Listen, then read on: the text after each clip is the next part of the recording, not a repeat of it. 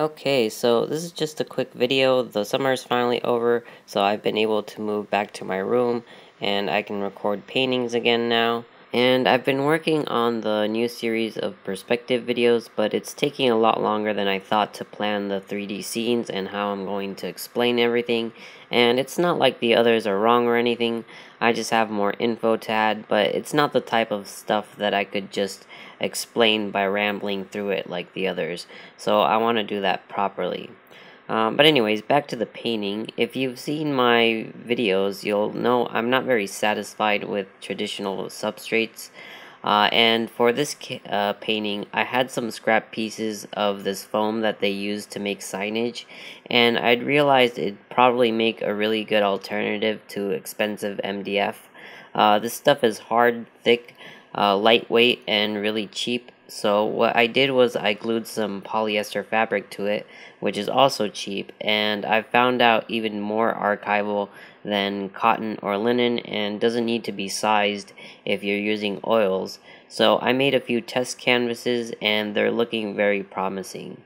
But these weren't laser cut, so the edges are rough and I'm just using them as test pieces. So here I'm just painting with some cheap crafts acrylics, and you've probably noticed that the paint doesn't have a lot of pigment even on this gray background. The blacks and stuff look washed out. It's like painting with watercolors compared to the professional grade acrylics that I've gotten used to now. I've noticed it's a lot harder to mix vibrant colors and to get proper coverage. So I'm using just some blue, some white, and some black here, and that's because initially this painting started out as a small color study in my sketchbook, and I thought I'd expand it into the painting, which is also why I'm not detailing anything and just using this large brush throughout the entire painting.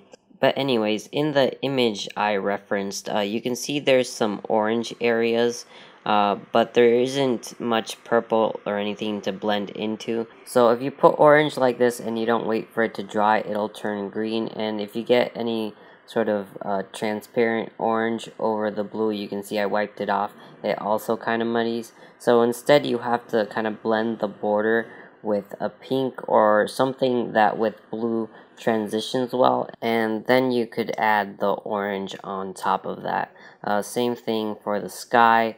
The sky actually had some purple, so it was a bit easier, and that's what I'm adding in right now.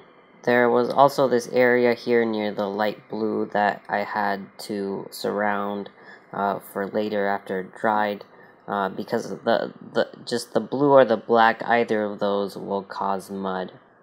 And now I'm just adding a lot of stronger colors, and what I'm going to do is I'm going to paint over these for the most part with a lighter, almost white color. And I want some of the edges to kind of peek out so that when I do paint the lighter color on top, it really pops. It's kind of like if you were to try and paint a lightsaber, you would get that color around the edges and then white along the center to help that pop out. Otherwise, it looks kind of weird if I would just try to put down the kind of pinkish white without doing that first. And then I'm adding in some final highlights and some finishing touches.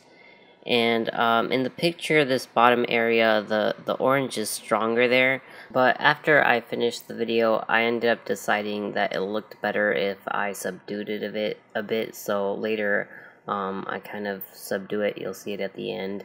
And then some more highlights, and finally the highlight here in the cloud to make it pop out. So that's the finished painting. If you have any questions, leave a comment. Otherwise, if you enjoyed the video, leave a like, and if you haven't already, please consider subscribing.